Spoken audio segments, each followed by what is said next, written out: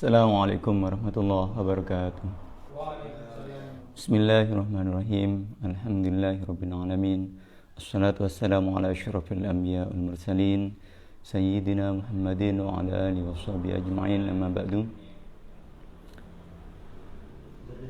Sahabat-sahabat Rijalul Ansor yang saya banggakan, alhamdulillah pada kesempatan siang hari ini kita bisa melaksanakan kegiatan rutinitas dari teman-teman Rijalul Ansor dalam upaya mengkaji kembali kajian kitab-kitab Salafun Shalih yang memang akhir-akhir ini banyak kurang diminati dan lebih banyak kepada hal yang sifatnya praktis dan tanpa mau merujuk kembali kepada kutubut turas yang diwariskan oleh ulama salafun shalih. Jadi kita perlu bersyukur ada semangat baru dari rekan-rekan kami Rijalul Ansor untuk menggiatkan kembali kajian-kajian ini. Mudah-mudahan selalu senantiasa mendapatkan rahmat dari Allah dan ma'unahnya. Amin Allahumma amin. Selanjutnya tidak lupa kita sampaikan salawat beserta salam kepada junjungan kita Nabi besar Muhammad SAW, karena berkat beliau kita dihantarkan kepada ajaran yang rahmatan lil alamin, sehingga kita bisa melaksanakan bagaimana indahnya berislam, bagaimana tenangnya menjalankan ajaran-ajaran Islam dengan ramah dan dengan santai. Sahabat-sahabat Rijalul Ansor yang saya banggakan, sebenarnya saya juga kaget kenapa harus dipampang semacam ini, tapi ini adalah wujud dari partisipasi saya sekalipun itu dianggap kecil, dan ini mudah-mudahan tetap berlanjut kepada rekan-rekan yang lain, dan harapannya memang diberikan kepada sahabat-sahabat kita yang mumpuni di bidangnya. Kalau saya, karena memang banyak rekan-rekan yang meminta, yang baik sama alumni atau teman-teman yang lain, sehingga dengan senang hati, karena ini kemampuan saya, akan permintaan teman-teman dengan sangat berat hati saya laksanakan. Baik, selanjutnya mari kita tawassulan dulu kepada pengarang kitab ini. Kita akan mengkaji kitab Fathul Mujib Al-Qorib, karya guru kami di pondok, Kiai Haji Afifuddin Muhajir. Beliau adalah bidang keilmuan di Pondok Pesantren Salafiyah Safiyah Sukorejo Situbondo, dan alhamdulillah beliau menorehkan karya yang mencoba memadukan kajian-kajian salaf dan mencoba untuk diaktualisasikan dengan bahasa-bahasa yang mudah untuk dipahami oleh masyarakat luas. Sebelumnya mari kita tawassulan dulu kepada Rasulullah, para sahabat dan ulama-ulama penerus para nabi, hingga harapannya pengajian ini ada manfaatnya, dan kalau memang ada koreksi, dengan sangat terbuka kami menerima koreksi dari semua pihak, sehingga demi perbaikan kegiatan ini selanjutnya. Mari kita tawassulan dulu. A'udzubillahi minasyaitonir rajim. Bismillahirrahmanirrahim. La hadratin nabiyina Muhammadin sallallahu alaihi wasallam wa ala alihi wa sahbihi wa azwajihi wa dzurriyyatihi wa ahli baitihi wa ikhwanihi minal anbiya'i wal mursalin syuhada'i was sholihin wal malaikatil muqarrabin wal a'immatil mujahidin faqan muslimin syahidin. Al-Fatihah. A'udzubillahi minasyaitonir rajim. Bismillahirrahmanirrahim. Alhamdulillahirabbil alamin arrahmanir rahim maliki yaumiddin. Iyyaka na'budu wa iyyaka nasta'in ihdinas siratal mustaqim. Shiratal ladzina an'amta 'alaihim ghairil maghdubi 'alaihim waladdallin. Al-Fatihah kedua kita hadiahkan kepada penulis guru kita Kiai Haji Afifuddin Muhajir serta keluarga besar. Mudah-mudahan beliau selalu diberikan kesehatan oleh Allah sehingga terus berkarya dan mewariskan ilmu-ilmunya kepada kita semua. Al-Fatihah. A'udzubillahi minasyaitonir rajim. Bismillahirrahmanirrahim. Alhamdulillahirabbil alamin arrahmanir rahim maliki yaumiddin. Iyyaka na'budu wa iyyaka nasta'in ihdinas siratal mustaqim. Shiratal ladzina an'amta 'alaihim ghairil maghdubi 'alaihim waladdallin. Bismillahirrahmanirrahim. Faslun fi zakatil fitri ay allati sababuha al-fitru min Ramadhan. Faslun ini adalah suatu fasal fi zakatil fitri, di dalam menjelaskan tentang zakat fitrah. Ay artinya allati sababuha, yang sebabnya zakat tersebut, al-fitru adalah fitrah, min Ramadhan, dari Ramadan. Wa yuqalu, dan dikatakan, laha, bagi zakat fitrah tersebut, zakatul fitri, apa zakat fitrah, ai al-khilqati, wa zakatul badani, dan juga disebut dengan zakat badan. Wa tajibu zakatul fitri bisalasati asya, wa tajibu, dan wajib zakatul fitri, apa zakat fitrah, bisalasati asya, dengan 3 macam atau 3 hal. Yang pertama bil islami, jadi dengan sebab dia beragama Islam. Yang kedua bi ghurubi syamsi min akhir yaumin min Ramadhan. Yang kedua adalah karena sebab terbenamnya matahari di akhir bulan Ramadan. Wala budda min idraki juz'in min Ramadhan wa juz'un min Syawwal. Wala budda, dan seharusnya, min idraki juz'in, dari menututi bagian, min Ramadhan, dari bulan Ramadan, wa juz'in, dan bagian, min Syawal, dari bulan Syawal. Jadi dalam hal kewajiban membayar zakat fitrah, itu harus menututi 2 ujung. Artinya di ujung bulan Ramadan dan di awal ujung sekali masuk bulan Syawal.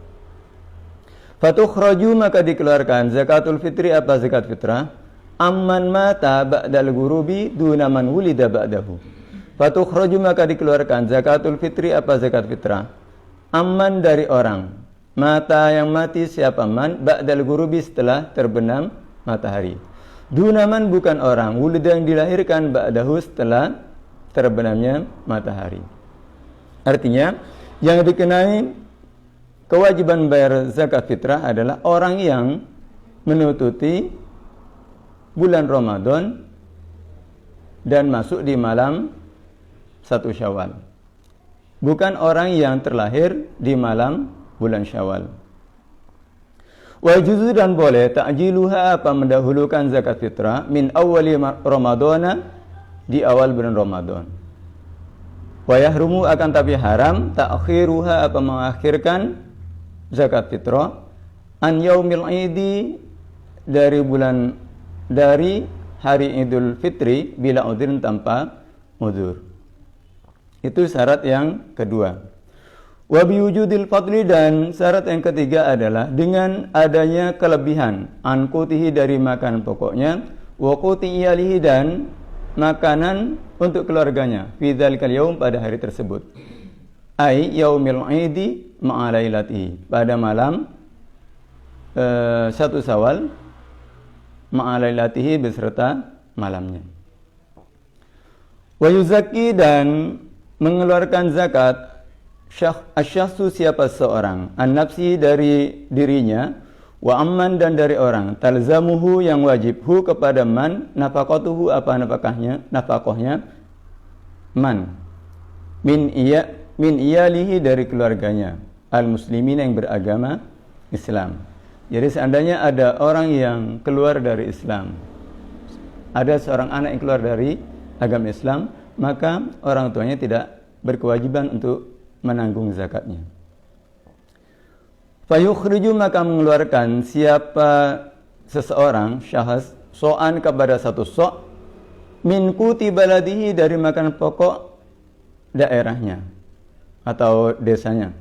Fa in kana fil baladi aqwatun, dan jika ada fil baladi, ia dalam satu desa itu, aqwatun, adapun beberapa makanan pokok, akhraja, maka mengeluarkan siapa syakhs al-ghaliba, kepada makanan yang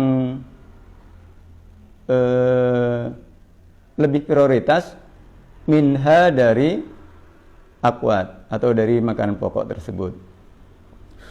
Wa man a'sara bi sha'in, wa man a'sara dan barang siapa yang tidak mampu bi sha'in dengan satu sa', wa aisara akan tapi dia mampu bi ba'dihi dengan sebagiannya, lazimahu maka wajibhu kepada man zalikal ba'du apa sebagian tersebut. Nah, ini indahnya Islam. Dalam hal zakat saja yang dianggap sedikit, ketika dia memang tidak mampu untuk biaya untuk kebutuhan makan pokoknya dia sendiri dan untuk keluarganya, dan dia ternyata masih punya sebagian atau mungkin sepertiganya lah, ternyata dia masih ada, maka Islam tetap mewajibkan dia membayarkan zakat. Ini artinya Islam masih memberikan tanggung jawab untuk mengeluarkan zakat kepada mereka yang wajib mengeluarkan zakat. Di satu sisi, di sisi yang lain bahwa ketika separuh itu diberikan, sekalipun nilainya tidak penuh, maka paling tidak dia memberikan sumbangsih perbaikan ekonomi atau sumbangsih kehidupan kepada muslim yang lain atau bahkan manusia yang lain. Wa qadruhu adapun ukurannya, as-sa'i ukurannya itu khamsatu artalin wa thulusun bil iraqi, adalah 5 ritel wa thulusun dan sepertiga bil iraqi dengan ukuran orang-orang Irak. Wa huwa adapun so itu bil wazn dengan timbangan Indonesia, yusawi adalah menyamai alfaini kepada 2000, wa mi'atan dan 100, wa sittan dan 6, wa sab'ina dan 70 jeraman gramnya, takriban perkiraan. Artinya disinilah yang ditambahkan oleh guru kita bahwa kalau di kitab-kitab klasik itu menggunakan istilah-istilah ritel, dan itu di masyarakat luas insya Allah masih banyak yang belum paham, sehingga oleh beliau dimudahkan dengan menggunakan ukuran yang ada di daerah tersebut atau di negara tersebut. Kalau yang kita akrab itu adalah gram, sehingga zakat yang harus dikeluarkan oleh umat Islam di akhir bulan Ramadan itu seukuran dengan 2176 gram. Akan tapi ijtihad ulama kita atau tokoh-tokoh muslim kita itu mempermudah agar tidak kurang. Nah, langkah ihtiyat istilahnya, bagaimana supaya berhati-hati, dibulatkan saja menjadi 2,5 kilo, sehingga total menjadi 2.500 kilogram. Itu untuk ukuran zakat yang harus dikeluarkan, zakat fitrah. Selanjutnya faslun fi masarifiz zakati. Ini pasal yang menjelaskan tentang pendistribusian zakat. Untuk siapa saja zakat itu diberikan. Wa tudfa'u dan diberikan az-zakatu apa zakat fauran dengan segera. Ilal asnafis samaniyati kepada kelompok yang 8. Alladzina yang dzakarahumullahu ta'ala telah menyebutkan Allah Ta'ala Maha tinggi Allah fi kitabi dalam kitabnya, akhirnya Al-Qur'an Al-Azizi yang agung. Fi qouli ta'ala dalam firman Allah Ta'ala, innamas shadaqatu lil fuqara wal masakin wal 'amilina 'alaiha wal mu'allafati qulubuhum wa fir riqab wal gharimina wa fi sabilillah wa ibnis sabil. Inilah 8 kelompok atau golongan yang berhak menerima zakat. Tentunya nanti kalau tidak masuk dalam hal 8 kelompok ini, jangan merasa kecewa kalau memang tidak dapat bagian. Karena perlu kita pahami bahwa ini adalah hiburan tahunan bagi para mustahikus zakat. Selanjutnya fal fakiru, adapun fakir. Nah, tadi ada kriteria dalam Al-Qur'an langsung, fuqara, masakin dan seterusnya. Maka di kitab ini dijelaskan fal fakiru, adapun fakir, walladzi adalah orang, laisa lahu yang tidak ada lahu ialah bagi alladzi malun apa harta, wala kasbun dan juga pekerjaan, yaqau yang mencukupi, yaqau mauqian yang mencukupi, min hajatihi dari kebutuhannya. Bi alla ma la wala kasbalahu aslan, dengan gambaran la mala tidak ada harta, wala kasbah juga tidak ada pekerjaan lahu baginya aslan sama sekali. Au kana atau ada yang memiliki siapa fakir tersebut, au yaktasibu atau bekerja aqalla lebih sedikit, min nisfima dari separuh sesuatu yahtaju yang dia butuh. Jadi fakir itu ada kalanya dia tidak punya harta sama sekali, atau tidak punya pekerjaan sama sekali, atau dia memiliki sesuatu tapi tidak nyampe separuhnya. Itu masih dalam kategori fakir. Sehingga harapan saya pribadi bagaimana para amil nanti belajar serius tentang pembagiannya sehingga adil, tidak harus sama. Selanjutnya, wal miskinu, adapun miskin, man qadara ala malin aw kasbin yaqau mawqi'an min hajatihi wala yakfihi wala yakfihi. Wal miskinu, adapun miskin, man adalah orang qadara yang mampu ala malin atas suatu harta, aw kasbin atau pekerjaan yaqau mawqi'an yang bisa mencukupi min hajatihi dari kebutuhannya, wala yakfi akan tapi dia tidak mencukupi kepada man bi an yamlika, dengan gambaran memiliki, au yaktasiba memiliki harta maksudnya, au yaktasiba atau bekerja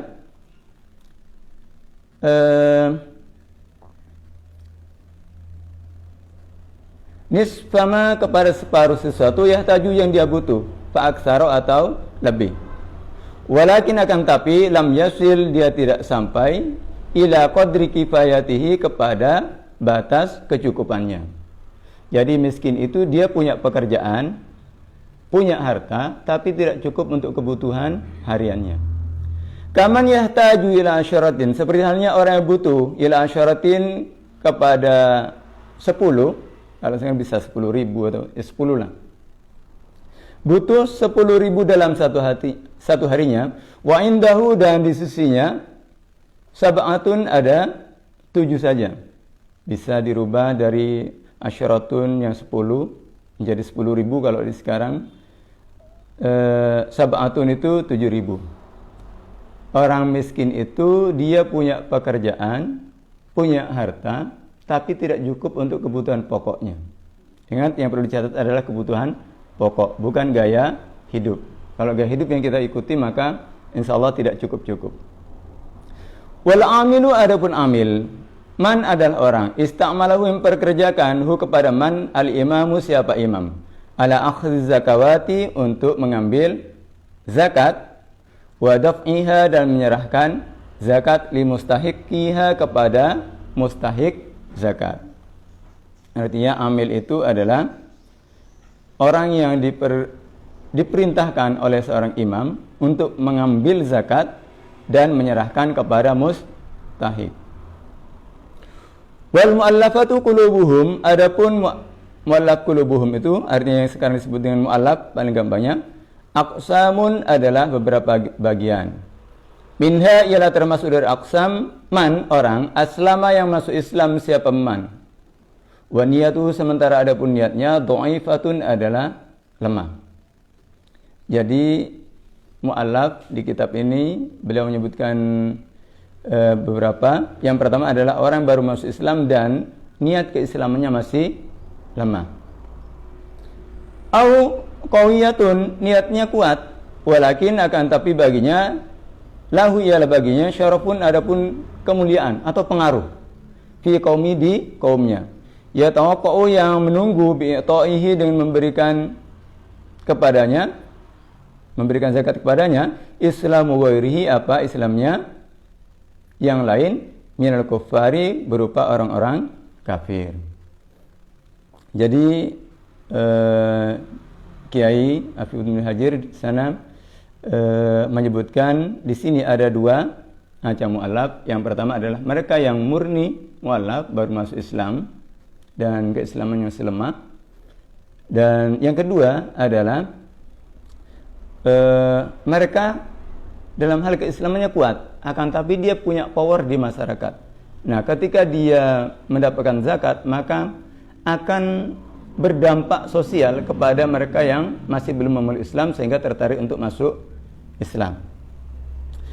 Terkait problem mu'allaf, mungkin perlu kita kaji serius tentang mu'allaf yang murni itu siapa, sehingga tidak melulu ketika ada orang non-muslim masuk dalam agama Islam 1 tahun iya masih dianggap mu'allaf, 2 tahun sampai 3 tahun berikutnya masih dianggap mu'allaf. Nah, ini bagi saya ini kurang benar, karena terkesan Islamnya masih lemah. Masa iya sih mereka yang sudah punya anak, bahkan sampai punya cucu masih disebut mu'allaf? Lantas sampai kapan dia disebut mu'allaf? Islamnya masih lemah. Hemat saya kayaknya beliau sudah bisa dianggap seperti muslim yang lain, tidak sampai dikatakan mu'allaf. Karena seandainya tahu, maka insya Allah agak tersinggung, sekalipun tidak sangat tersinggungnya. Itu tentang mu'allaf. Wariqabu yang berikutnya adalah riqab. Hum, adapun riqab itu al-mukatabuna adalah budak-budak mukatab. Fayu'tawna, maka diberikan siapa budak mukatab itu kepada zakat, yu'inuhum yang bisa membantu hum kepada mereka, ala tahrir riqabihim atas memerdekakan dirinya, min qaidil ubudiyati dari cengkeraman perbudakan. Tapi ini di masa lalu yang masih banyak budak, dan ini suksesnya Islam. Islam mampu menghapus perbudakan di seluruh dunia. Wal gharimuna yang berikutnya adalah gharim, orang yang menanggung hutang. Hum, adapun mereka al-madinuna adalah orang-orang yang punya hutang. Sa'un ialah sama saja, istadana berhutang siapa? Madin itu istadana berhutang, al-madinu siapa madin, linafsihi untuk dirinya sendiri, au lighairihi atau untuk orang lain. Sama saja ya. Jadi gharim di sini baik dia berhutang untuk dirinya sendiri atau untuk orang lain, tetap dia dianggap seorang gharim. Akan tapi nanti ada kriterianya. Fa in istadana, dan jika dia berhutang linafsihi untuk dirinya sendiri, lam yu'ta, maka dia tidak diberikan zakat, illa kecuali idza kana, jika ada siapa gharim, mu'siron adalah orang yang tidak mampu. Wa in istadana li islahi dzatil baini u'tiya walau kana musiron. Wa in istadana, jika berhutang siapa gharim li islahi dzatil baini, untuk mendamaikan orang yang bertengkar atau berselisih, u'tiya, maka diberikan siapa gharim walau kana musiron, sekalipun dia kaya. Artinya ini hebatnya Islam untuk melakukan perdamaian, sekalipun itu harus didanai dengan zakat. Sehingga dalam kitab Al-Quran dijelaskan, innamal mu'minuna ikhwatun, seorang mukmin itu adalah bersaudara. Sehingga dalam hal mendamaikan mereka yang bertengkar, harta zakat pun bisa untuk digunakan untuk pembiayaan perdamaian mereka. Wasabilullahi yang berikutnya sabilillah. Hum, adapun mereka al-ghuzatu al-mutatawwi'una bil jihadi. Mereka adalah tentara perang yang dengan sukarela melakukan jihad. Artinya kalau mutatawwi ini dia itu tidak ada jaminan, tidak ada gaji dan sebagainya. Dia melaksanakan jihad. Sehingga wajar saja dia pertaruhan nyawa, terus bagiannya hanya 2,5 kilo. Tapi ini di masa dahulu. Jadi ada sabilillah. Mudah-mudahan tidak ada lagi. Sehingga karena ini tendensinya adalah perang agama, mudah-mudahan tidak ada lagi perang atas nama agama. Yang berikutnya wa ibnu sabil, dan ibnu sabil. Huwa, adapun ibnu sabil, musafirun adalah seorang musafir, orang dalam perjalanan, mujtazun yang melampaui, bibaladiz zakati atau melewati daerah zakat. Au munsyi'u safarin, atau orang yang baru mau berangkat. Tapi safarin mubahin. Minha dari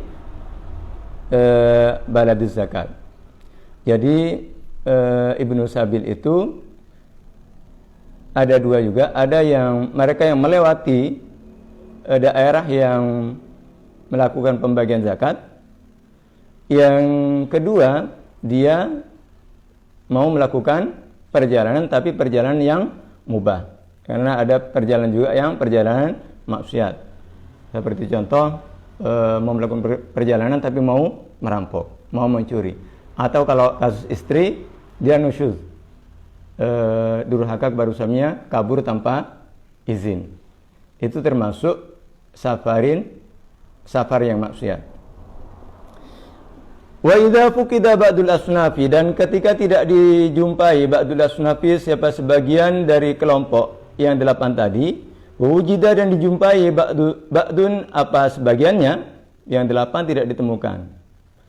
Terus sebagiannya ditemukan, surifat, maka ditasarrufkan atau didistribusikan az-zakatu zakat ilaman, kepada orang yujadun, dijumpai siaman minhum dari asnaf tadi itu.